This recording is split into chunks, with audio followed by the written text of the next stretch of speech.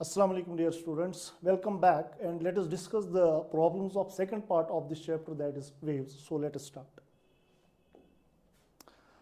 The equation of a wave is represented by this, the velocity of the wave will be. सबसे पहले हम थोड़ा समझेंगे जो ट्रैवलिंग वेव हमारी होती है उसके फॉर्मेट्स क्या है. मैथमेटिकली अगर आपने कोई ट्रैवलिंग वेव लिखनी है तो इसके तीन फॉर्मेट्स हमारे सामने कुछ ऐसे देखने को मिलेंगे. y equals a sin 2 pi t by t plus minus x by lambda. Second format is y equals a sin k vt plus minus x. And third format is y equals a sin omega t plus minus kx. तीसरा जो format आप देख रहे हैं ये सबसे ज्यादा important है. क्वेश्चन ऑलमोस्ट इसी फॉर्मेट से होते हैं, ये वाला क्वेश्चन भी इसी फॉर्मेट से है.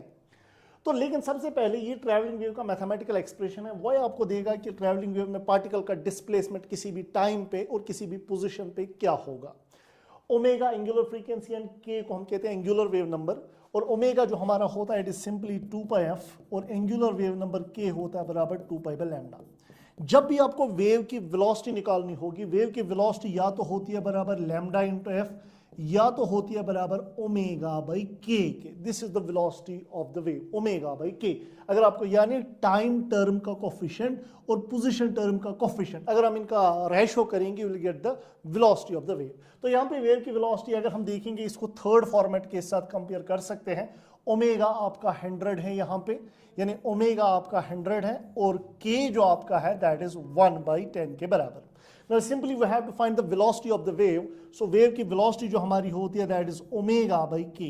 ओमेगा का वैल्यू हमें है 100 और k का वैल्यू हमारा है 1/10, यानी velocity of wave will be 1000 metre per second. यानी ऑप्शन फोर्थ आपका मैच करता है. और एक पॉइंट आपको बताते चले, ट्रैवलिंग वेव की हम डायरेक्शन कैसे निकाल सकते हैं. अगर हमारे पास पोजीशन टाइम टर्म और पोजीशन टर्म का साइन सेम हो तो वेव लेफ्ट जा रही होती है नेगेटिव एक्स डायरेक्शन में. अगर साइन ऑपोजिट हो तो वेव जा रही होती है राइट डायरेक्शन में. ठीक, तो आगे बढ़ेंगे. A transverse harmonic wave on a string is described wave. आपको फिर से एक इक्वेशन दी गई है where x and y are in centimeters. Which of the following statements is incorrect? इनमें से इनकरेक्ट स्टेटमेंट कौन सा है. तो सबसे पहली चीज जो हमारी है, पहला option, the wave is travelling in negative x direction. अब देखिए टाइम टर्म का साइन पॉजिटिव है, पोजीशन टर्म का साइन भी पॉजिटिव है, यानी वेव लेफ्ट जा रही है, यानी पहला तो सही है. हमें चेक करना है गलत कौन सा ऑप्शन है. The amplitude of wave is 3 centimetre. Amplitude भी आपका जो है वो 3 सेंटीमीटर है, ये तो सही वाली इक्वेशन है. तो इसके बाद the speed of the wave is 20. Speed omega by के फिर से करेंगे. ओमेगा आपका कितना है यहाँ पे दोस्तों, दैट इज 36. टाइम के साथ जो कोफिशिएंट होता है दैट इज ओमेगा, और के जो आपका है दैट इज 0.018. नाउ वेलोसिटी आएगी ओमेगा बाई के बराबर, यानी 36 डिवाइड बाई 0.018, यानी 36 डिवाइड बाई 18 बाई 1000, वो 1000 ऊपर चला जाएगा. सो दैट इज सिंपली नहीं, पहले के जो है के सेंटीमीटर्स में, आपको मीटर पर सेकंड में आंसर निकालना है. के सेंटीमीटर, ये सेंटीमीटर्स में मेंशन है, सेंटीमीटर में. सो के जो आपका है इट इज 0.018 पर सेंटीमीटर. अगर हम इसको पर मीटर में लिखेंगे तो मल्टीप्लाई करना पड़ेगा 100, यानी 0.018 मल्टीप्लाइड बाय 100. राइट, तो ये बन जाएगा आपका 1.8. So that means we can simply write it as like this. So ये वाला जो बनेगा इट इज 1.8. सो जब आप ये कैलकुलेशन करेंगे ये निकलेगा 20 मीटर पर सेकंड के बराबर. राइट, तो आपकी वेव की वेलोसिटी 20 मीटर पर सेकंड ही है. अब फ्रीक्वेंसी की बात करेंगे. ओमेगा कितना है, दैट इज 36. ओमेगा होता है 2 पाई एफ के बराबर, दैट इज 36. तो फ्रीक्वेंसी जो आएगी इट इज 36 डिवाइड बाई 2 पाई, यानी ये 18/पाई आती है फ्रीक्वेंसी. बट चौथे क्वेश्चन में इसने ऑप्शन दिया हुआ है 9/पाई, यानी यही ऑप्शन गलत है. हमें चूज करना था इनकरेक्ट स्टेटमेंट, यानी आपका ऑप्शन ये बन जाएगा. इस ऑप्शन को आप मार्क करेंगे, यही इनकरेक्ट स्टेटमेंट है. Right. Now question number 3, when a wave travels in a medium, displacement of particle is given by. Particle का डिस्प्लेसमेंट दिया गया है, डिस्प्लेसमेंट टाइम रिलेशन एक ट्रैवलिंग वेव की मेंशन की गई है. आपको maximum particle velocity will be twice the wave velocity. अगर क्या हो, इनके बीच में रिलेशन चेक करना है. पार्टिकल की मैक्सिमम वेलोसिटी है ट्वाइस द वेव वेलोसिटी के बराबर, यानी पार्टिकल की जो मैक्सिमम वेलोसिटी है, we maximum of particle is twice the wave velocity के बराबर। सो पार्टिकल की मैक्सिमम वेलोसिटी होती है ए ओमेगा। सो पार्टिकल की मैक्सिमम वेलोसिटी अगर हम लिखेंगे that is A is amplitude that is a, omega ये सारा है, 2 पाई अंदर ले लो बिकॉज साइन ओमेगा टी, असल में इक्वेशन ये है y equals a sign 2 pi B T minus 2 pi C x, ये असल में इक्वेशन है। ये वाली चीज ओमेगा, ये वाली चीज के। नो मैक्सिमम पार्टिकल वेलोसिटी होता है ए ओमेगा के बराबर, यानी कहना simply right a what is omega, omega is 2 pi B, right, it is equal to 2 times the wave velocity, ये बराबर है 2 times the wave velocity. Wave velocity किसके बराबर होती है, ओमेगा बाई के। सो कहना simply right wave velocity is omega by K, what is omega, that is 2 pi B, and what is K here, that is 2 pi सी। तो बस इनके बीच में अब रिलेशन चेक करनी है, तो अकॉर्डिंगली हम देखेंगे कौन सा ऑप्शन करेक्ट आएगा। सो 2 पाई यहां पर कैंसिल हो जाएगा, ये 2 भी आपका कैंसिल हो जाएगा, बी और बी भी आपका कैंसिल आ जाएगा। सो सी आएगा बराबर, यानी ए आएगा बराबर पाई बाई सी, सॉरी ये आ जाएगा ए जो आएगा इट इज पाई बाई सी के बराबर, यानी सी जो आपका आएगा, सी आएगा आपका बराबर पाई बाई ए के, सी आएगा आपके बराबर पाई बाई ए के। तो मैक्सिमम पार्टिकल वेलोसिटी जो हमारी होती है it is v max is equal to, ये दिया गया it is 2 times the wave velocity. So particle की मैक्सिमम वेलोसिटी होती है ए ओमेगा, सो कहना simply right is A is amplitude, omega आपका है बराबर 2 पाई बी, जो कि मैंने लिखा 2 pi B. So that is given equal to the 2 times the wave velocity. So it is 2 times what is the velocity of the wave equal to wave की velocity जो हमारी होती है that is omega by K. Omega आपका 2 pi B है, के आपका 2 pi सी है, यानी 2 times 2 pi B by 2 pi सी, 2 पाई यहां पर कैंसिल हो जाएगा आपका, बी यहां पर कैंसिल हो जाएगा। सो ये बन जाएगा सी आएगा बराबर पाई ए के, सी आएगा बराबर पाई ए के। तो यहां पे थोड़ी सी करेक्शन है, सी जो आपका आ रहा है बराबर दैट इज पाई ए के बराबर, राइट, पाई इंटू ए, ये पाई कैंसिल ऑलरेडी हो गया था। सो ऑप्शन सी आपका करेक्ट ऑप्शन है। Now moving to question number 4, a 10 meter long steel wire has mass this, if the wire is under a tension of 80 Newton, we have to find the speed of the transverse wave। next topic पे हम आते हैं, transverse की wave की speed क्या होती है रस्सी में, that is always equal to velocity of transverse wave under root of t by mu के बराबर, ये चीज आप याद रखेंगे, right। so tension हमें दिया गया है, टेंशन 80 न्यूटन दिया गया है, मास पर यूनिट लेंथ म्यू भी आप यहाँ पे पुट कर सकते हैं। सो वेलोसिटी जो आएगी under root of tension is 80 divide by mu is mass per unit length. So कहने राइट वेलोसिटी आएगा under root of 80 into length, L ऊपर चला जाएगा, लेंथ है 10 meter, length is given as 10 meter divide by what is mass, mass is 5 gram, यानी 5/1000, 5/1000 ऊपर से shift हो जाएगा। सो वेलोसिटी जो हमारी आएगी it is simply is equal to, so 5 1s are 5 2s are 10, 16 2 8s are 16 और 4 zeros आएंगे, right. So that is simply v आएगा अंडर 400, राइट। सो वेलोसिटी का वैल्यू आया 400 के बराबर। सो सिंपली ट्रांसवर्स वेव की वेलोसिटी रस्सी में होती है under root of T by mu के बराबर। चलिए ये वर्टिकल रोप का एक क्वेश्चन है, आपको ये पता होना चाहिए जो हमारे पास वर्टिकल रोप होती है, if we talk of the vertical rope, ऐसे रोप होती है, अगर नीचे कोई मास इसके अटैच ना हो, इस रोप का मास m है, इस रोप की लेंथ l है, तो लोवेस्ट पॉइंट पे टेंशन होगा 0, यानी लोवेस्ट पॉइंट पे इसकी वेलोसिटी होगी 0, वेव की वेलोसिटी। अगर इस रस्सी से हम वेव ऊपर भेजेंगे, लोवेस्ट पॉइंट पे वेव की वेलोसिटी होगी 0 और टॉप मोस्ट पॉइंट पे वेलोसिटी होगी मैक्सिमम, वो होती है बराबर under root of L g के, एल इज द लेंथ। अगर आप किसी एक्स सेक्शन पे, यहां इस जगह अगर आप वेलोसिटी ढूंढना चाहेंगे एक्स सेक्शन पे, तो वेलोसिटी होती है इस जगह अंडर रूट ऑफ एक्स जी, ये आप याद रखेंगे। लेकिन ये सारा तब जब नीचे लोवेस्ट पॉइंट पे कोई मास अटैच ना हो, बट यहां पे इस वाले क्वेश्चन में नीचे मास अटैच किया गया है, तो चीजें थोड़ी चेंज हो जाएगी। आपसे क्वेश्चन है, we have a string, string के नीचे हमने एक ब्लॉक अटैच कर रखा है, a uniform rope of length L, mass m1, इसकी लेंथ L है और इसका मास है m1, नीचे आपने मास m2 अटैच कर रखा है। क्वेश्चन हमसे पूछ रहा है लोवेस्ट पॉइंट पे और टॉप मोस्ट पॉइंट पे अगर वेवलेंथ है, transverse parts of wavelength λ1 is at produce at the lower end, यहां पे वेवलेंथ है λ1, टॉप मोस्ट पॉइंट पे वेवलेंथ है λ2, we simply have to find λ2 by λ1 हमने निकालना है। तो मुझे ये बात तो कंफर्म है, अगर मुझे λ2 बाय λ1 निकालना है वही वेलोसिटीज का रेशियो होगा v2 बाय v1 के बराबर। ये याद रखना, जो वेवलेंथ्स का रेशियो होगा वही वेलोसिटीज का भी रेशियो होगा। चलिए हम वेलोसिटीज का रेशियो निकालते हैं। तो लोवेस्ट पॉइंट की अगर हम बात करेंगे यहां पे, तो वेलोसिटी जो हमारे पास है that is under root of T by mu. दोनों केसेस में म्यू तो सेम है, आप किसी भी जगह वेलोसिटी निकालना चाहो म्यू तो सेम है। So can I simply write velocity is directly proportional to square root of the tension. So can I simply write v2 by v1 is equal to under root of t2 by t1। v2 यहां है wave की velocity, v1 यहां है wave की velocity. अब इस जगह कितना टेंशन होगा, पूरे नीचे वाले वजन के बराबर। So can I simply write v2 by v1 is equal to under root of what is tension at top most point, पूरा वजन यानी m1 plus m2 into g। And what is the tension at the lowest point, m2g। इस जगह tension होगा सिर्फ इस object के वजन के बराबर divide by m2g। So g will cancel out, answer आएगा under root of m1 plus m2 divide by m2, right. ये वेलोसिटीज का रेशियो होगा, वेवलेंथ्स का भी यही रेशियो होगा, यानी यही होगा λ2 बाई λ1 के बराबर, under root of m1 plus m2 by m2, under root of m1 plus m2 by m2। Option 4 is the correct option to the question.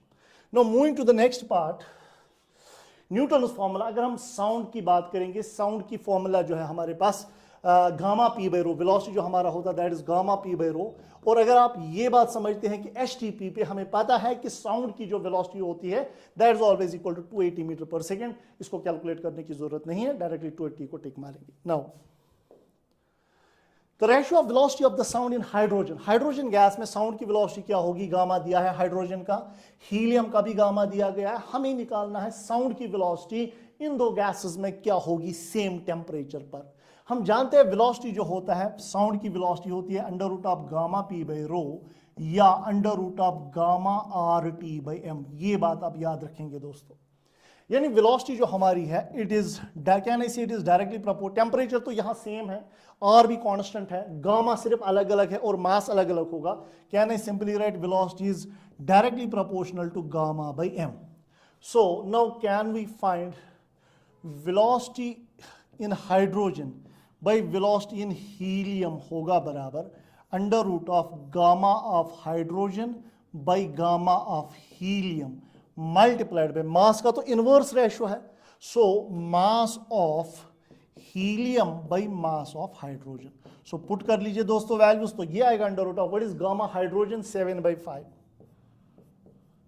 And what is gamma helium it is 5/3 multiplied by mass of helium is 4 helium gas and mass of hydrogen gas is obviously 2. So ये बन जाएगा 2 2s are 4, ये आएगा under root of 7/5 into 3/5 into 2, यानी ये बन जाएगा 7 into 3 is 21 into 2, 21 into 2 divide by 25, यानी बन जाएगा under root of 42 divide by 5 for root 42/5, root 42/5. Option 3 is the correct option to the question. Now moving on to the next question. देखिए ये reflection के ऊपर है, जब वेव रिफ्लेक्ट होती है, जब किसी स्ट्रिंग के थ्रू वेव जाती है और किसी एंड पे हमारे पास दो सपोर्ट्स, या तो रिजिड सपोर्ट आपके पास होगा, फिक्स्ड एंड होगा, या तो फ्री एंड होगा। तो ये बात दोस्तों आप याद रखेंगे, अगर आपके पास यहां पर फिक्स्ड एंड है, रस्सी को बंद रखा आपने, अगर आप क्रस्ट भेजते हो वो ट्रफ वापस आ जाता है। फिक्स्ड एंड से जब रिफ्लेक्शन होता है तो 180 डिग्री फेज शिफ्ट हो जाता है। बट अगर फ्री एंड की बात करेंगे, अगर आपने सपोर्ट में एक रिंग डाला हुआ है, फिर आप इस रस्सी को अटैच कर रहे हो, क्रस्ट ही वापस आता है उस टाइम पे, यानी कोई फेज शिफ्ट नहीं होता। So when reflection takes place from fixed end 180 degree phase shift हो जाता है। When reflection takes place from free end कोई फेज शिफ्ट नहीं होता। तो ये वाले क्वेश्चन में अगर हम देखेंगे ये किस एंड से, फिक्स्ड एंड से रिफ्लेक्शन हो रहा है, so phase change of 180 degree with velocity reversal. Obviously एक तो फेज शिफ्ट होगा और इसकी डायरेक्शन ये रिफ्लेक्ट हो जाएगी वेव, इसकी वेलोसिटी रिवर्स हो जाएगी। सो पहला ही ऑप्शन सही है। दूसरा ऑप्शन अगर हम देखेंगे, तीसरा और चौथा ये सारे गलत हैं। सो पहला ऑप्शन सही है। दूसरा ऑप्शन कहता है सेम फेज, गलत। Phase change of 180 with no reversal, ये तो वेलोसिटी हो रही है, सेम फेज गलत, सो पहला ही ऑप्शन इसका करेक्ट है। And at the same time longitudinal waves का भी रिफ्लेक्शन होता है, जब डेंसर मीडियम से रिफ्लेक्शन होता है फेज शिफ्ट पाई होता है 180 डिग्री, जब रेयरर मीडियम से रिफ्लेक्शन होता है फेज शिफ्ट नहीं होता। So moving on to the next question. देखिए दोस्तों, ये हमारे पास इक्वेशन ऑफ प्रोपेगेटिंग वेव, एक वेव जा रही है, उसकी इक्वेशन दी गई है, ओमेगा 5 है, के आपका होगा π/2, राइट। तो आपको बताना है, क्या आपको बताना है, you simply have to find the minimum value of L. L क्या होना चाहिए ताकि detector will detect maximum sound, ये डिटेक्टर मैक्सिमम इंटेंसिटी डिटेक्ट करे। बेसिकली एक वेव यहां आ रही है यहां से, और दूसरी वाली वेव जो आपकी आ रही है वो इधर से आ रही है, इधर से।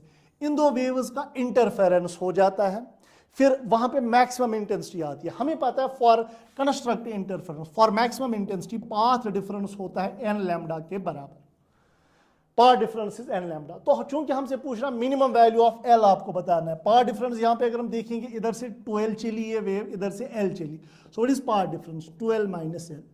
सो मिनिमम लेंथ की बात है तो एन का वैल्यू हम 1 पुट करेंगे, it is 12 minus L is equal to lambda, यानी एल आया लैम्डा के बराबर। हमसे क्वेश्चन यही एल निकालना था।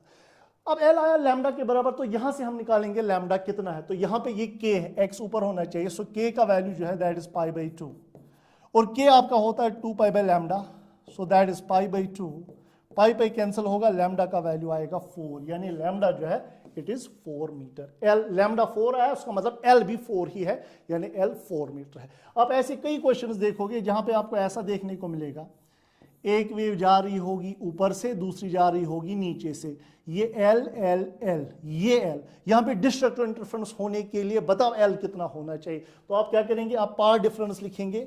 डिस्ट्रक्टिव इंटरफेरेंस यहां होने के लिए आपको λ/2 लिखना पड़ेगा, राइट, n λ/2, सो 2n - 1 into λ/2। सो पाथ डिफरेंस जो आपका रहा है it is 3l - l, that is 2l आया λ/2 के बराबर, तो l आएगा λ/4 के बराबर। So this is how we can solve the questions of this type. Now moving on to next question.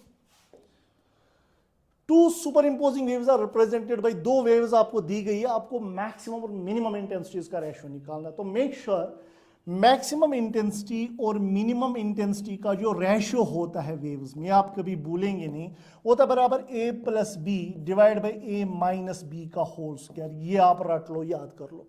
a और b होते हैं दो वेव्स के एम्पलीट्यूड्स। तो बताइए, पहली वेव का एम्पलीट्यूड है 5, दूसरी वेव का है 10।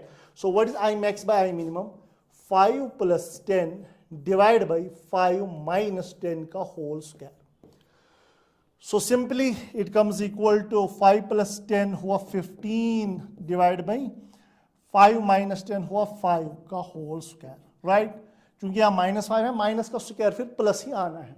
सो इट इज 5 1 * 5 3 * 3 स्क्वायर आपका 9 आएगा, यानी I max by I minimum का वैल्यू है 9:1, यानी 9 के बराबर। तो यार बट मेक श्योर, कभी कभार क्वेश्चन पूछता है बताए इंटेंसिटी क्या होगी, इसकी इंटेंसिटी का रेशियो और इसकी इंटेंसिटी का रेशियो, मैक्सिमम मिनिमम इंटेंसिटी की बात नहीं हो रही, तो उस टाइम पे I1/I2 आप लिखेंगे बराबर A1 ω1 डिवाइड बाई A2 ω2 का होल स्क्वायर, ठीक है। सो एट दैट टाइम अगर आपको एम्पलीट्यूड्स पता हो, ओमेगास पता हो, आप इंटेंसिटीज का रेशियो निकाल सकते हैं। बट इफ मेक श्योर अगर आपको मैक्सिमम और मिनिमम इंटेंसिटीज का रेशियो निकालना हो, A + B का square divide by A - B का whole square. So moving on to question number 11। A sound wave has intensity, it is intensity level in decibels, इसको decibels में convert करना है। Sound की इंटेंसिटी का unit watt per meter square भी है और डेसिबल्स भी है। सो वाट पर मीटर स्क्वायर को हम डेसिबल्स में कैसे कन्वर्ट करते हैं, हमारे पास एक फॉर्मूला है, बीटा होता है बराबर 10 log to the base 10 I/I0। This is the formula for converting watt per meter square into decibels. Beta आपको डेसिबल्स में आंसर आ जाएगा। अब देखिए दोस्तों, it is 10, this is log to the base 10. What is intensity I? I intensity mention है 2 × 10⁻⁻8। What is I0? I0 होता है 10⁻⁻12 थ्रेशोल्ड इंटेंसिटी, ये आपको पता होना चाहिए। So this is 10 log to the base 10, ये आएगा 2 × 10⁻, ये ऊपर चला जाएगा 10⁻12 - 8 यानी 10⁻4। तो यहाँ पे थोड़ा सा इसको फर्दर सॉल्व करेंगे, बीटा का वैल्यू जो आपका आएगा दैट इज इक्वल टू 10 बाहर ही आएगा, ये बनेगा log A × log B। ये समझो आपका A है, ये समझो आपका B है। सो वो सिंपली होता है log A + log B के बराबर। log a plus log b के बराबर. So can I simply right beta जो आपका आएगा इट इज 10, यानी log ऑफ 2 बेस 10 है plus log of 10 to the power 4, right. So beta का वैल्यू जो आपका आएगा इट इज 10, log 2 का वैल्यू आपको मेंशन है 0.3, सो इट इज 0.3. ये बनेगा log m raise power n, वो होता है n log m, यानी 4 नीचे आएगा 4 log 10 के बराबर. सो आपका बीटा जो मिलेगा दैट इज 10, 0.3 प्लस log 10 1 होता है, बेस 10 ही है ना, बेस और ये बराबर है तो 1 के बराबर, सो प्लस 4 यानी 4.3, यानी 10 इंटू 4.3. सो ये आपका आएगा 43 डेसिबल्स, यानी 43 डेसिबल, ऑप्शन सी. सो ये फॉर्मूला कभी भूलेंगे नहीं. अगर आपको इंटेंसिटी पता हो आप डेसिबल्स में उसका वैल्यू निकाल सकते हैं by this very formula, right. So next question पे चलते हैं.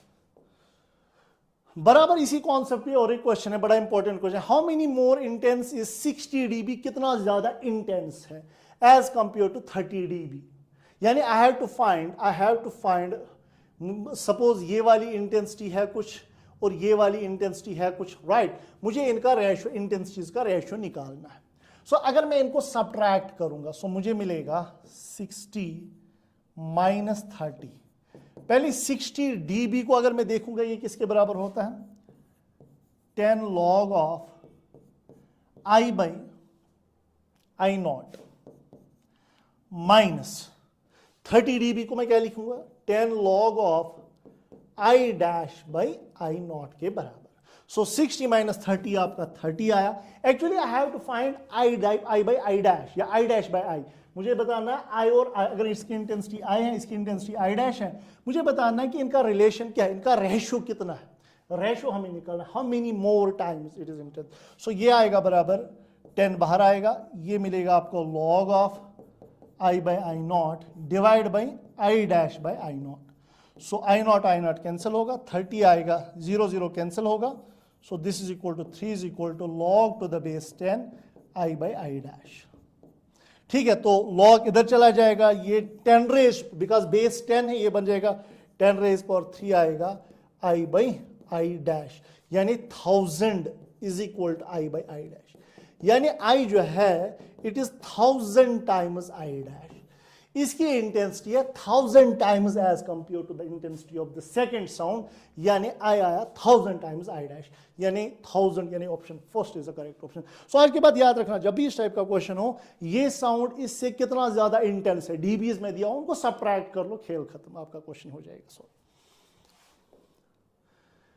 अब हम आते हैं स्टैंडिंग वेव की ओर. धीरे धीरे हमने पहले ट्रैवलिंग वेव पढ़ा, उसके ऊपर क्वेश्चंस किए, उसके बाद वेव वेलोसिटी के क्वेश्चंस किए, उसके बाद वेव रिफ्लेक्शन के भी हमने क्वेश्चंस किए. अब हम आए थे साउंड इंटेंसिटी डेसिबल्स पे. अब हम आते हैं स्टैंडिंग वेव्स की ओर. आपके पास स्टैंडिंग वेव्स पता होना चाहिए. स्टैंडिंग वेव्स कब बनती है, जब दो ट्रैवलिंग वेव्स ट्रैवल हो रही होती है ऑपोजिट डायरेक्शंस में. Similar travelling waves opposite direction में ट्रैवल करती हैं, वो सुपर इंपोज होकर बनाते हैं standing waves. But standing waves का कॉन्सेप्ट समझने के लिए पहले थोड़ा सा ब्रीफ आपको दिया जाएगा. स्टैंडिंग वेव्स रस्सियों में भी बनते हैं और स्टैंडिंग वेव्स बनती हैं पाइप्स में भी. अगर हम रस्सी की बात करेंगे, रस्सी या तो आपके पास होगी string fixed at both ends, या तो आपके पास होगी string fixed eight one end only. अगर इसकी लेंथ L है, इसकी लेंथ भी L है. ये चीजें आप याद रखेंगे. तो यहां पे सबसे पहले अगर nth मोड की हमें फ्रीक्वेंसी निकालनी होती है, वो होती है बराबर nv/2l. v is the velocity of the waves, l is the length of the string. nth mode की फ्रीक्वेंसी हम इस फॉर्मूला से निकाल सकते हैं. But make sure nth mode का मतलब यहां पे होता है nth मोड होता है nth harmonic. nth mode means nth harmonic. Fifth mode means fifth harmonic. Sixth mode means sixth harmonic here. But अगर आपको ओवरटोन निकालना हो, nth ओवरटोन जो होता है ये होता है बराबर n माइनस 1 मोड, यानी सॉरी n प्लस 1 मोड. यानी आपका जो फिफ्थ मोड होगा, फिफ्थ मोड आपका होगा fourth overtone, right. Sixth mode आपका होगा फिफ्थ ओवरटोन. तो ये चीज आप याद रखेंगे. अच्छा, तो यानी अगर मैं लिखूंगा थर्ड मोड, वो कौन सा ओवरटोन आपका होगा, सेकंड ओवरटोन. सेकंड ओवरटोन कम होता है. अच्छा, उसके बाद अगर हम यहाँ पे भी देखेंगे nth मोड की फ्रीक्वेंसी की फॉर्मूला है. अगर हम देखेंगे इसमें नोड्स कितने बनते हैं, नोड्स बनते हैं n+1. अगर फोर्थ मोड है तो नोड्स बनते हैं 5. अगर 6th मोड है नोड्स बनते हैं 7, अगर 10th मोड है नोड्स बनेंगे 11 और एंटी नोड जो आपके बनेंगे वो बनते हैं n। 5th मोड में 5 एंटी नोड, 6th मोड में 6 एंटी नोड, 7th मोड में 7 एंटी नोड। और फ्रीक्वेंसीज का रेशियो जो यहाँ पे होता है f1:f2:f3 एंड सो ऑन, वो होता है बराबर 1:2:3:4, यानी ऑल हार्मोनिक्स आर प्रेजेंट, सारे हार्मोनिक्स प्रेजेंट होते हैं। यानी v/2l भी प्रेजेंट होगा, 2v/2l, 3v/2l, 4v/2l, 5v/2l, सारे हार्मोनिक्स प्रेजेंट होते हैं। बट अगर हम ये रस्सी it is string fixed end one end only, nth mode की फ्रीक्वेंसी यहाँ पर जो होती है that is equal to 2n-1 into v/4l। This is the formula for finding the frequency of nth mode. 6th mode की frequency निकालनी होगी, 2 का n के बदले 6 डाल दो, आपको उस मोड की फ्रीक्वेंसी मिल जाएगी। राइट तो यहां पे लेकिन क्या होता है, एक बात आप याद रखेंगे, यहां पे nth मोड nth हार्मोनिक नहीं होता है, यहां पे सेकंड मोड थर्ड हार्मोनिक होता है, थर्ड मोड 5th हार्मोनिक होता है, 4th मोड 7th हार्मोनिक होता है। ठीक है, तो ऐसे आप हार्मोनिक में इसको कन्वर्ट कर सकते हैं। फिर क्वेश्चन में हम देखेंगे क्या होगा क्या नहीं होगा। और एक बात, नोड जो यहाँ पे बनते हैं nth मोड में नोड्स बनते हैं n और एंटी नोड्स भी आपके n ही बनते हैं। 6th मोड में 6 नोड्स बनेंगे और एंटी नोड्स भी 6 बनेंगे। 7th मोड में 7 नोड्स बनेंगे, एंटी नोड्स भी 7 ही बनेंगे।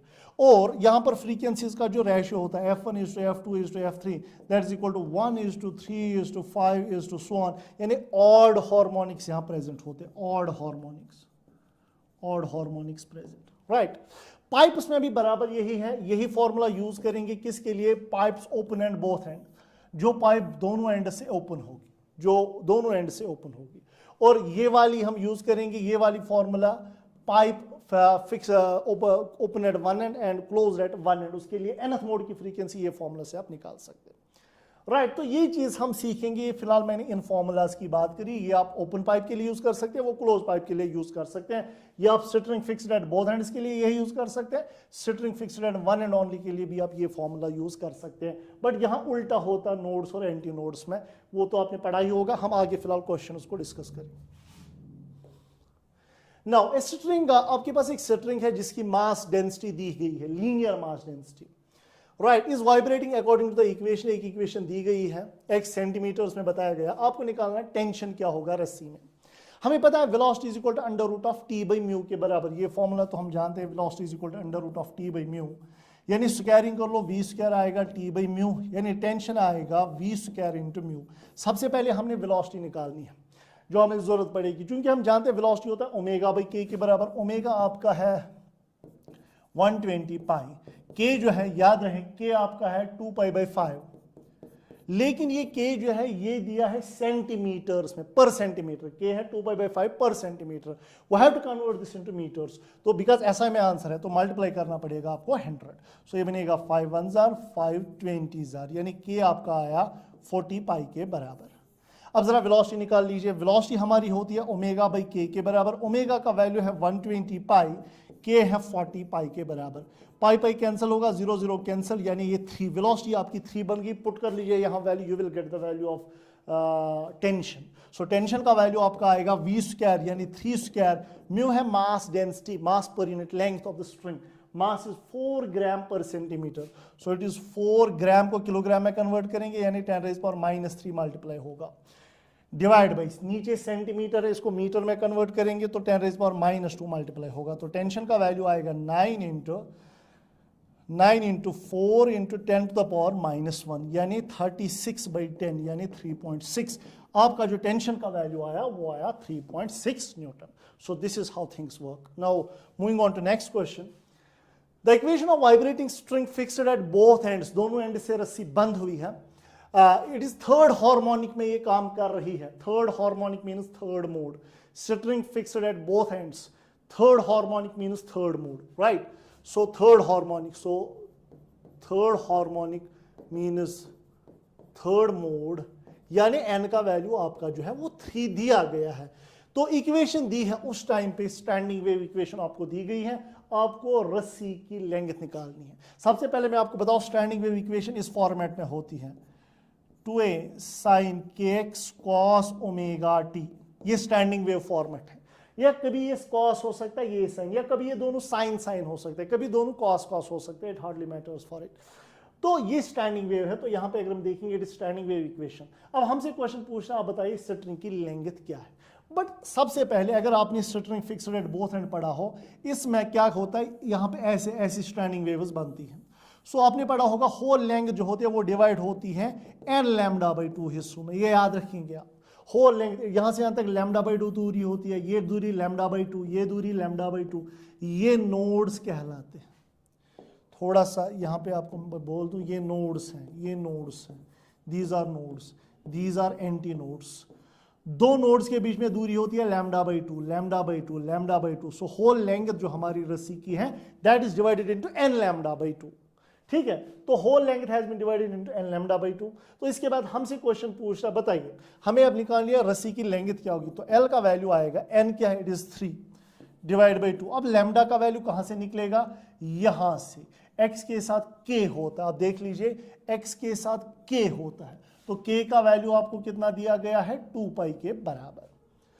सो k आपका 2 पाई है, यानी 2 पाई बाई लैम्डा आपका आएगा 2 पाई, यानी लैम्डा 1 आया, तो लैम्डा के बदले यहाँ पे 1 लिखें, लेंथ का वैल्यू आएगा 3/2 के बराबर। So this is 3/2, option 4 is the correct option. तो यहाँ पे हमने क्या सीखा, स्टैंडिंग वेव फॉर्मेट क्या है, पहली चीज जो हमने सीखी स्टैंडिंग वेव फॉर्मेट ये है। दूसरी चीज हमने सीखी x के साथ होता है k, t के साथ होता है ओमेगा। अगर इस क्वेश्चन में आपसे कोई पूछे ओमेगा क्या है, वो पाई है आपका। तीसरी चीज हमने सीखी, दो नोड्स के बीच में दूरी होती है λ/2, दो एंटी नोड्स के बीच में भी दूरी होती है λ/2, बट नोड और एंटी नोड के बीच में दूरी होती है λ/4। ये याद रखेंगे आप लोग।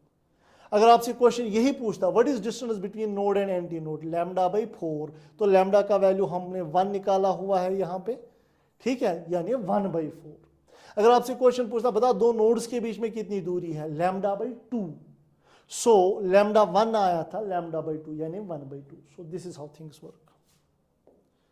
Now moving on to question number 16. The fundamental frequency of closed organ pipe of length 20 cm is equal to the second overtone of open organ pipe or open at both ends. The length of the organ pipe open at both ends is. ये वाला question अगर हम देखेंगे, आपके पास एक closed organ pipe है जिसकी लेंथ जो है वो 20 सेंटीमीटर दी गई है, और एक पाइप है ओपन ऑर्गन पाइप जिसकी लेंथ हमने निकालनी है, राइट। और क्वेश्चन हमसे पूछ रहा है इसकी fundamental frequency. Closed organ pipe के लिए हम कौन सी फॉर्मूला यूज करते हैं, 2n-1 इंटू v/4l के बराबर। ओपन पाइप के लिए फ्रीक्वेंसी हम यूज करते हैं nv/2l, ये फॉर्मूला है ओपन पाइप की। क्लोज्ड पाइप की फॉर्मूला ये है। और क्लोज्ड पाइप की फंडामेंटल फ्रीक्वेंसी की बात की गई, इसकी जो फंडामेंटल फ्रीक्वेंसी आएगी, n का वैल्यू 1 डालेंगे, ये बनेगा 2-1 यानी 1, यानी फंडामेंटल फ्रीक्वेंसी v/4l है क्लोज्ड पाइप की।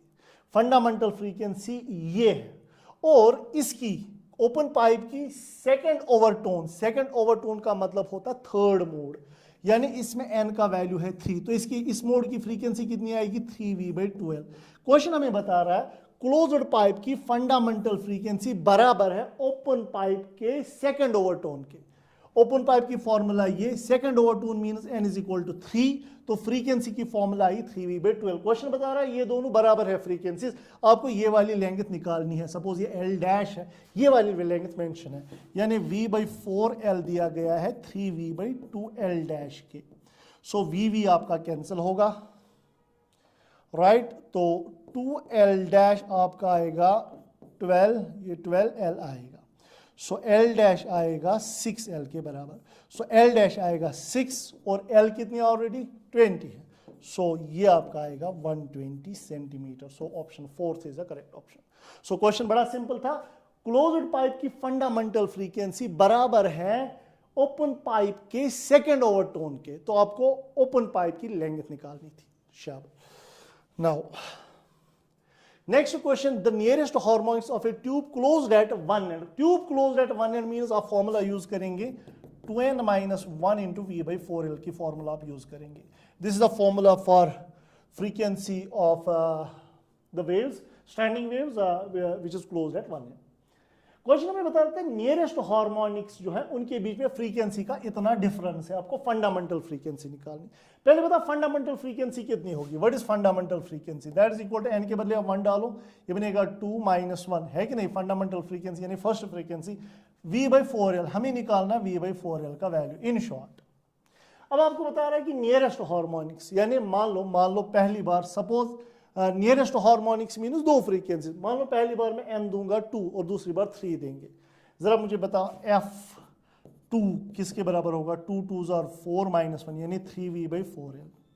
अगर मैं F3 अब निकालूंगा थर्ड मोड की फ्रीक्वेंसी, सो ये बनेगा 2 3s are 6 - 1 यानी 5V/4L। सो ये दो नियरेस्ट हार्मोनिक्स है, इनका डिफरेंस अगर हम निकालेंगे कितना होगा? What is F3 - F2?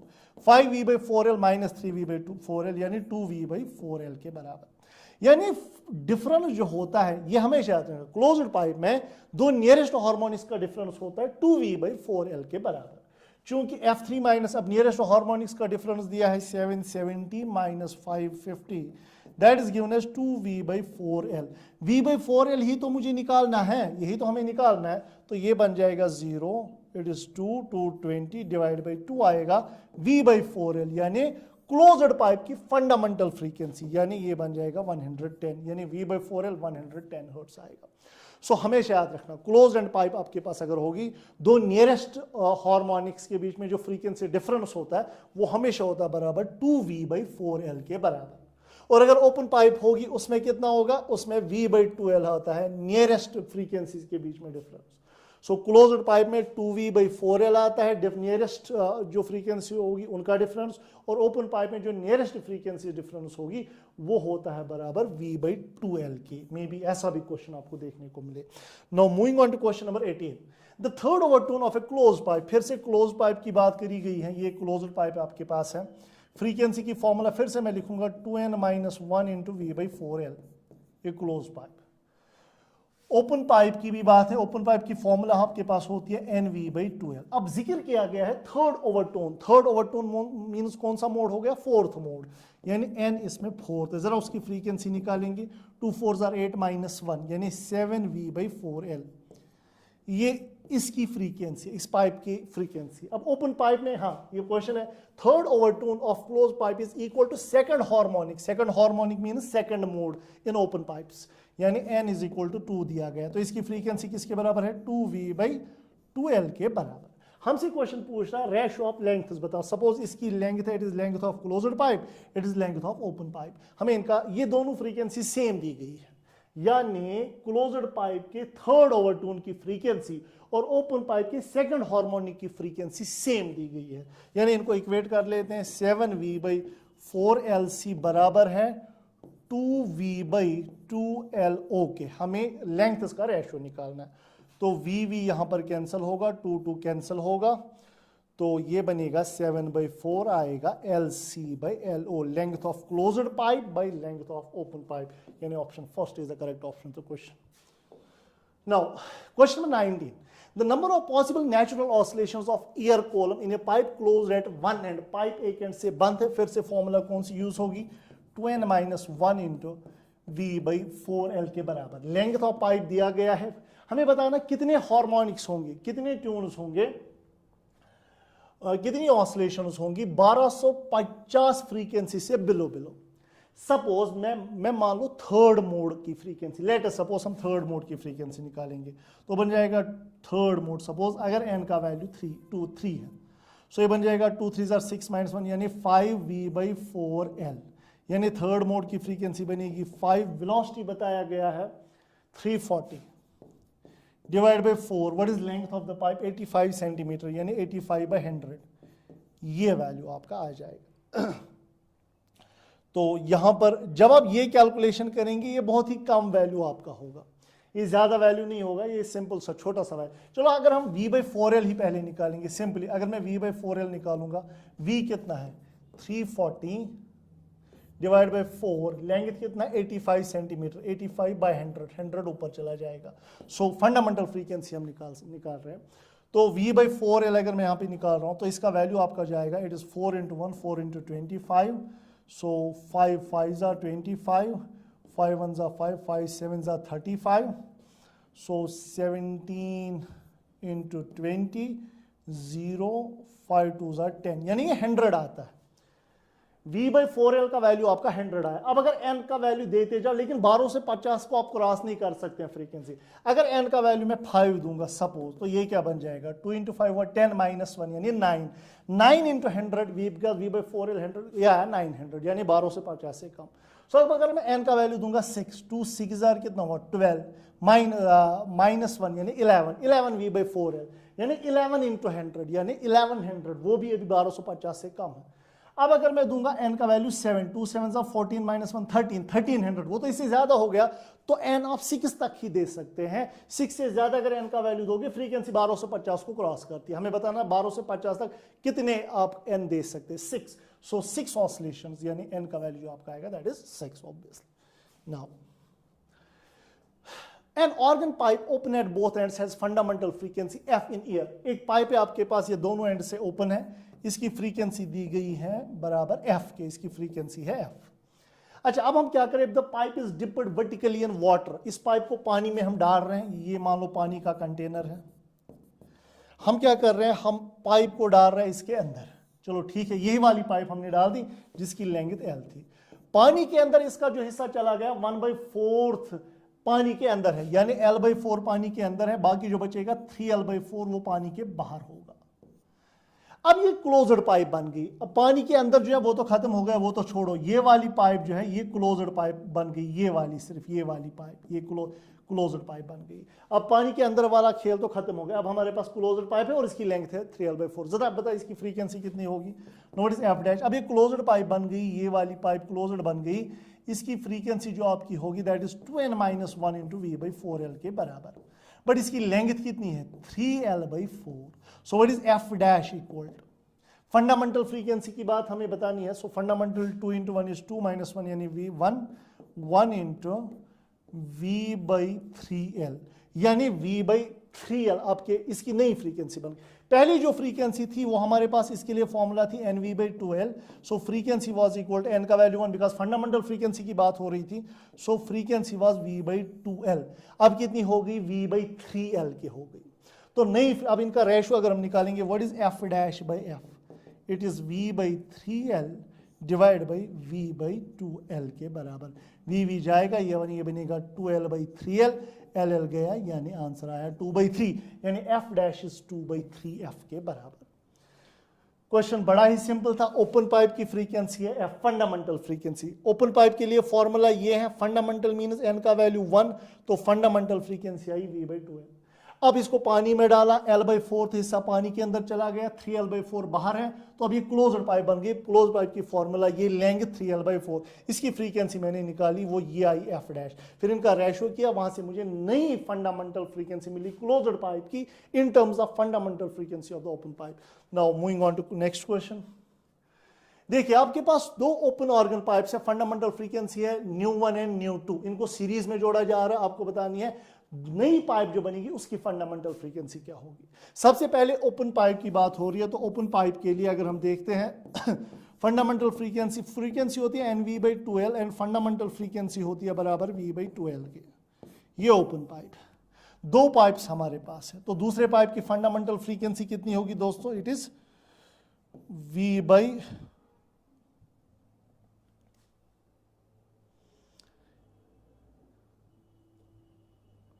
Suppose इसकी लेंथ है L1, इसकी लेंथ मान लो L2 है, सो it is L1 L1, so V/2 L2। ये इन पाइप्स की फंडामेंटल, अब इन्हें ν1 और ν2 से मेंशन किया हुआ है, अब हमने F1 और F2 से सपोज मेंशन किया। अब हम इन्हीं दो पाइप्स को सीरीज में जोड़ रहे हैं, ये एक ही पाइप बनेगी और इसकी लेंथ कितनी बनेगी L1 + L2 के। अब जरा दोस्तों बताइए फंडामेंटल फ्रीक्वेंसी कितनी होगी, V/2L ही तो होती है फंडामेंटल फ्रीक्वेंसी, यानी V/2 लेकिन L के बदले L1 + L2। अब इसको हमें लिखना है इन टर्म्स ऑफ दीज, तो can I right fundamental frequency बनेगी V/2 L1 + 2 L2। सो V/2 L1, 2 L1 का वैल्यू जो यहां पे आएगा, अगर मैं 2 L1 का वैल्यू निकालूं वो आएगा V/F1, और 2 L2 का वैल्यू क्या आएगा V/F2। वो जरा पुट कर लेते हैं, नई फंडामेंटल फ्रीक्वेंसी आएगी V/2 L1 के बदले हम लिखेंगे V/F1 प्लस 2 L2 के बदले V/F2। V through out cancel हो जाएगा, नई फ्रीक्वेंसी जो आएगी f that will be equal to 1 by f1 plus 1 by f2. सो ये बन जाएगा 1 by f2 plus f1 divide by f1 f2. सो ये आएगा f1 f2 divide by f1 plus f2. So this is the new fundamental frequency of this very pipe, यानी nu1 nu2 divide by nu1 plus nu2. f के बदले new इसने लिखा हुआ है. So now in A resonance pipe first and second दो resonance tube apparatus आपने पढ़ा होगा. रिजोनेंस ट्यूब apparatus ये कुछ ऐसा होता है रिजोनेंस ट्यूब. इसको आप यहाँ पे पानी की लेवल कंट्रोल कर सकते हैं. ऊपर आप ट्यूनिंग फॉग बजाते हैं, पानी को नीचे छोड़ते हैं by means of this tap, पानी को नीचे छोड़ते हैं. तो पहली रिजोनेंट लेंथ आप देखते हैं किस लेंथ पे रिजोनेंस हो गया, उसके बाद देखते हैं फिर नई लेंथ किस लेंथ पे रिजोनेंस हो गया. तो ये रिजोनेंस ट्यूब apparatus है, इससे आप एंड करेक्शन निकाल सकते हैं. तो एंड करेक्शन जो हमारा होता है आपको ये पता होना चाहिए, एंड करेक्शन ई जो है वो हमेशा होता है बराबर L2 minus 3L1 divide by 2. This is the formula for end correction. L2 जो लेंथ आपकी that is 70.2, second resonant length जिसको हम कहते हैं, minus 3 times what is first resonant length that is 22.7 whole divide by 2. On solving this आपको ये option मिल जाएगा 1.05 centimetre. Right now question number 23.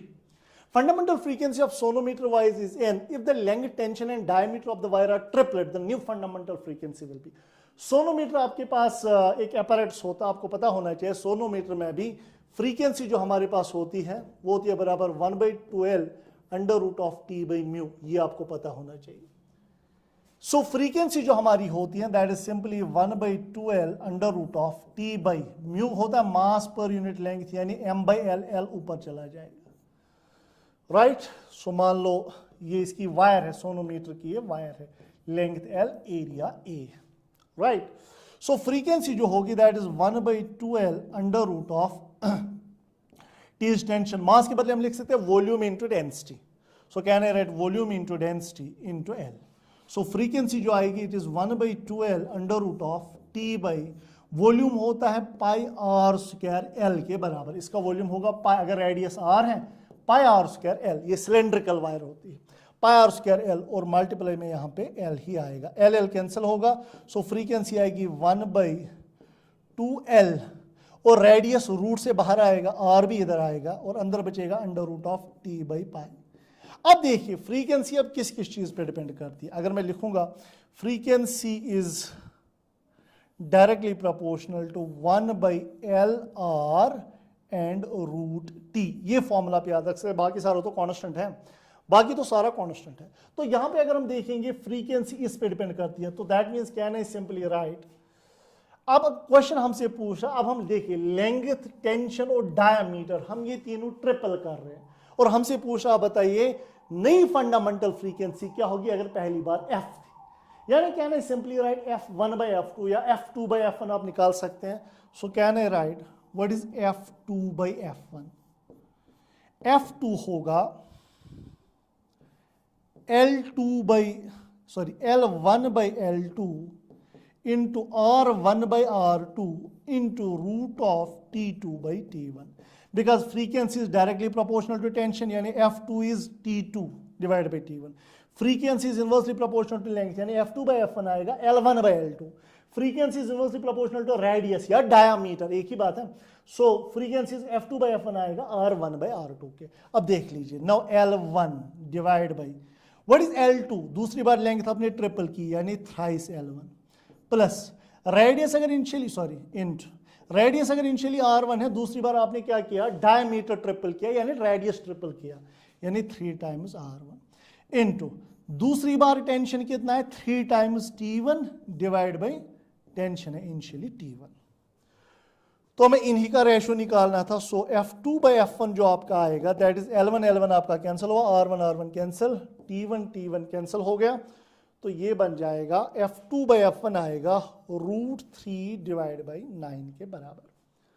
ठीक है, तो f2 जो आएगा अगर आप √3/9 को रैशनलाइजेशन भी करेंगे ये बन जाएगा √3 इंटू √3 डिवाइड बाई 9 के बराबर डिवाइड बाई √3.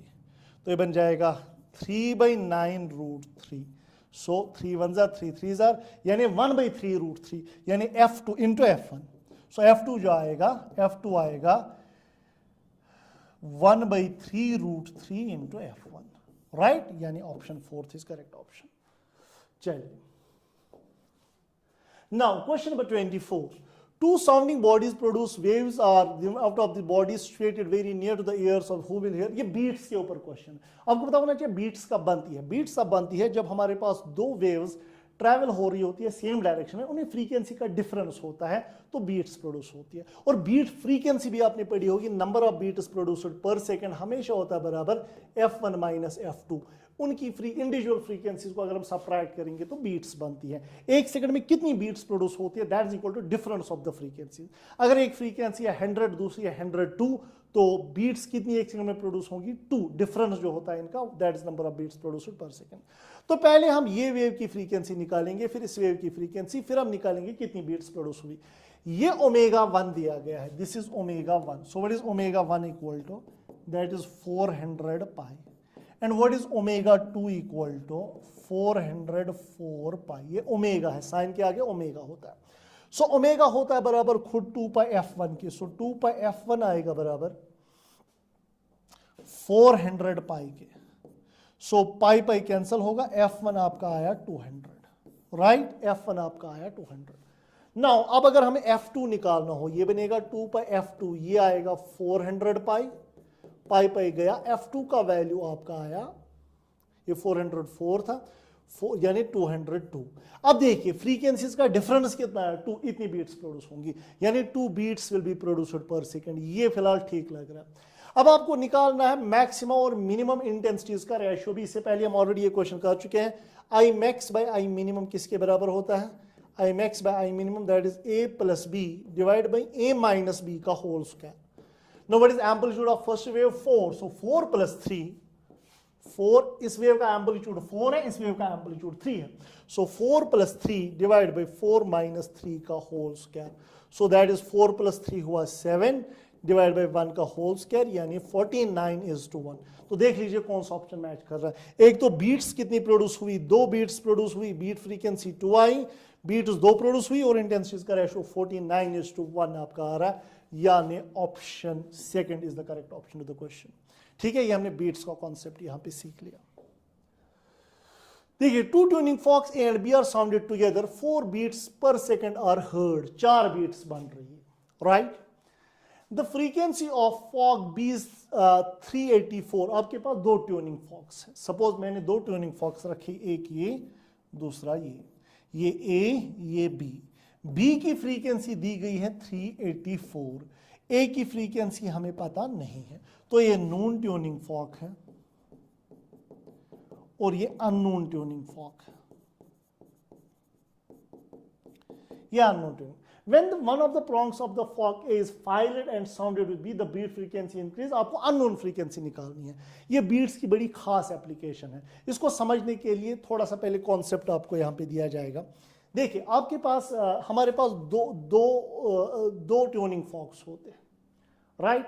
एक की फ्रीक्वेंसी आपको पता होती है और दूसरे की फ्रीक्वेंसी हमें पता नहीं। मान लो ए की फ्रीक्वेंसी है 400, बी की फ्रीक्वेंसी ए है, ये बी है, बी की फ्रीक्वेंसी है सपोज, बी की फ्रीक्वेंसी हमें पता नहीं है, we don't know the frequency.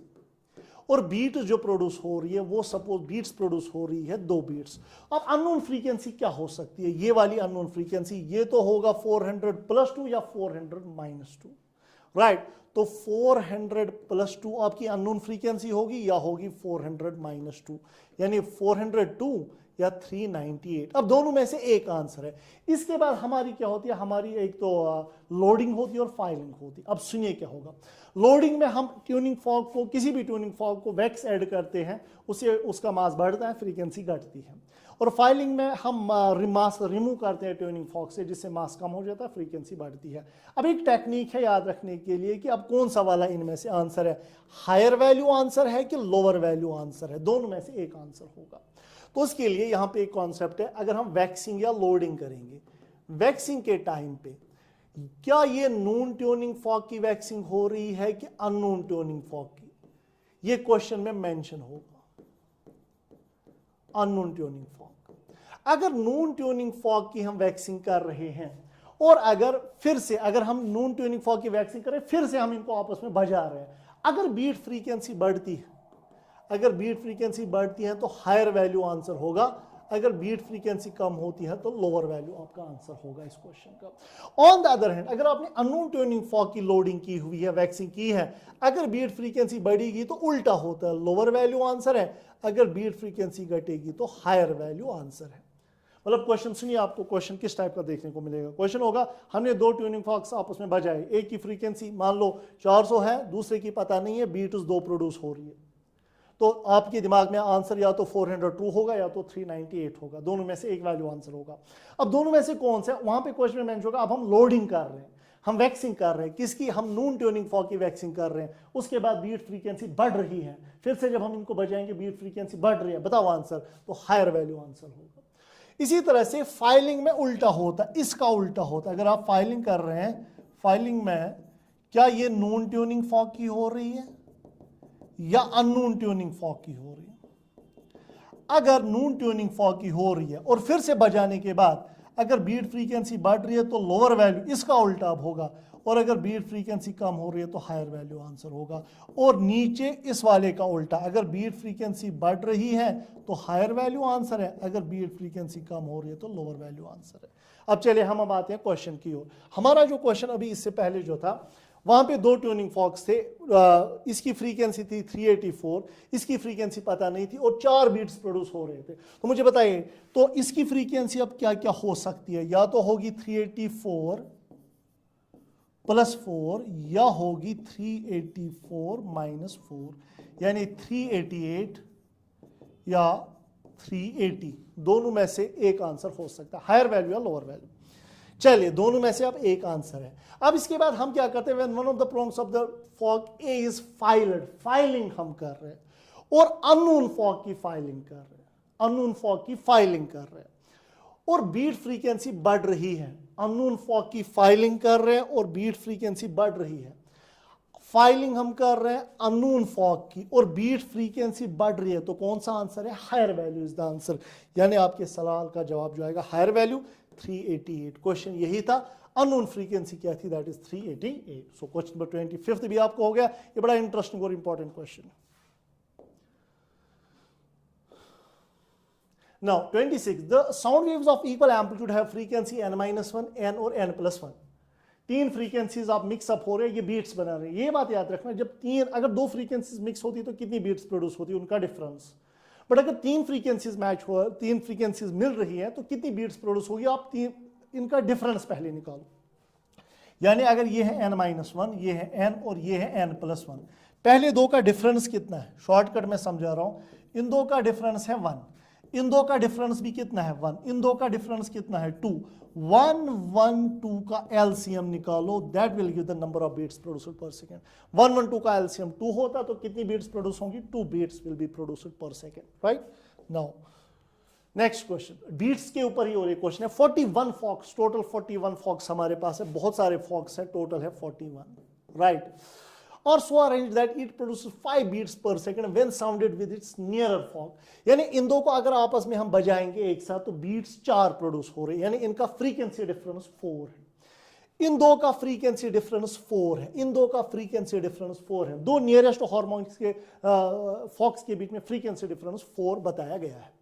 और क्वेश्चन हमसे पूछ रहा है frequency of last fog is double the frequency of first fog. एक छोटी सी फॉर्मूला आप याद रखेंगे, इस वाले केस में nth फॉग की फ्रीक्वेंसी होती है frequency of the first fork plus n-1 into beat frequency. ये फॉर्मूला आप डायरेक्टली याद रख सकते हैं। सो nth फॉग की फ्रीक्वेंसी होती है, नाउ क्वेश्चन में मेंशन किया गया, f b means beat frequency, n means number of tuning forks कितने हैं।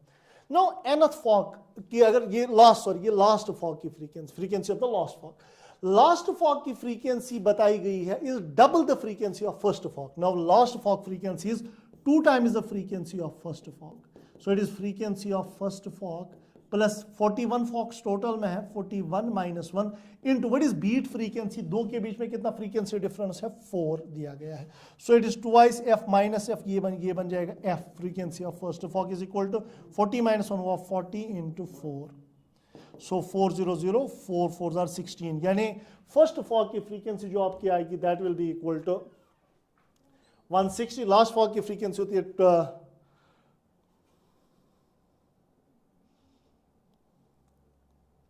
सो 160 लास्ट फॉग की फ्रीक्वेंसी आएगी, और फर्स्ट फॉग की फ्रीक्वेंसी हमें निकालनी है, वो बताई गई है, फ्रीक्वेंसी ऑफ लास्ट फॉग दिया हुआ है 2 times the frequency of the first fog. So that is 2 times, what is frequency of first fog? 160. It is 0, 2, 6, 12, 320. यानी लास्ट फॉग की फ्रीक्वेंसी होगी 320 और फर्स्ट फॉग की फ्रीक्वेंसी होगी 640. अनफॉर्चुनेटली यहाँ ऑप्शन मैच नहीं कर रहा, बट ये इसका करेक्ट आंसर. So अब डॉपलर इफेक्ट के ऊपर क्वेश्चन है. Train is approaching towards a platform with speed of 10 meter per second while blowing a whistle of frequency 340. What is the frequency of whistle heard by the stationary observer on the platform? सबसे पहले Doppler effect समझने के लिए एक छोटी सी master formula जो आपको याद रखनी है. फॉर्मूला कुछ इस तरह की है. Apparent frequency heard by the observer is always equal to V plus minus VO divided by V plus minus VS into F is actual frequency. ये फॉर्मूला आपने याद रखनी है, इसी के ऊपर क्वेश्चन आते हैं. V is velocity of sound, V is velocity of sound, VO है ऑब्जर्वर वेलोसिटी और VS है सोर्स वेलोसिटी आपके पास. ठीक है, तो या अब कन्वेंशन क्या है, अगर ऑब्जर्वर नजदीक आता ऑब्जर्वर की वेलोसिटी पॉजिटिव ली जाती है सोर्स के. अगर ऑब्जर्वर सोर्स के नजदीक आया ऑब्जर्वर की वेलोसिटी पॉजिटिव लेंगे, अगर ऑब्जर्वर दूर चला जाएगा उसकी वेलोसिटी नेगेटिव लेंगे. ऑन द अदर हैंड अगर सोर्स ही नजदीक आएगा, अगर सोर्स नजदीक आएगा सोर्स की वेलोसिटी ली जाएगी नेगेटिव, और अगर सोर्स दूर जाएगा सोर्स की वेलोसिटी पॉजिटिव ली जाएगी. तो देखिए क्वेश्चन आप हमारे पास क्या है. एक ट्रेन जा रही है, आपके पास एक ट्रेन है, यहाँ पे प्लेटफॉर्म है, यहाँ पे शायद ऑब्जर्वर खड़ा है. ट्रेन जा रही है, इसकी स्पीड है 10 मीटर पर सेकेंड. ये एक हॉर्न बजा रही है और इसकी फ्रीक्वेंसी है 340 hertz. Right. What is the frequency of whistle heard by the stationary observer? यानी ऑब्जर्वर वेलोसिटी है 0, ये रुका हुआ है, तो ये कितनी फ्रीक्वेंसी सुनेगा. तो आपकी फॉर्मूला एफ डैश जो आएगा V is velocity of sound that is 340. Observer रुका हुआ है तो ऑब्जर्वर वेलोसिटी हम 0 लेंगे डिवाइड बाई 340. सोर्स नजदीक आ रहा है तो सोर्स की वेलोसिटी नेगेटिव ले जाएगी, यानी minus what is the velocity of the source, it is 10 multiplied by actual frequency F कितना है, दैट इज 340. सो ये वैल्यू जो हमारा आ रहा है it is 340 divide by 330 into 340. तो जब आप ये सॉल्व करेंगे ये अराउंड 350 आता है. तो इसकी अपरेंट फ्रीक्वेंसी हर्ड जो आती है दैट इज 350. और पता चला जब सोर्स और ऑब्जर्वर नजदीक आएंगे तो अपरेंट फ्रीक्वेंसी हर्ड होती है ज्यादा as compare to the actual frequency. देखिए डॉपलर इफेक्ट के ऊपर और एक क्वेश्चन है. Car sounding its horn at 480. एक कार इसकी हॉर्न बजा रही है 480 हर्ट्ज उसकी फ्रीक्वेंसी है. Moves towards a high wall, it is Doppler effect bye reflection. जब आपके पास वॉल होगा, ये याद रहे, वॉल से रिफ्लेक्शन होगा. ये गाड़ी जा रही है, ये फ्रीक्वेंसी एफ प्रोड्यूस कर रही है, इसकी वेलोसिटी है VS. इसकी वेलोसिटी जो हमारे पास है दैट इज VS. राइट. और इसके बाद क्या होगा, अब अगर हमें क्या करना है, हमें जो साउंड जा रहा है इसकी फ्रीक्वेंसी, मान लो यहाँ पे कोई ऑब्जर्वर है, ये भी मान लो मोशन में, इसकी वेलोसिटी है VO, सोर्स की वेलोसिटी है VS. तो ऑब्जर्वर क्या फ्रीक्वेंसी सुनेगा, F dash that is equal to V plus minus VO by V plus minus VS into actual frequency.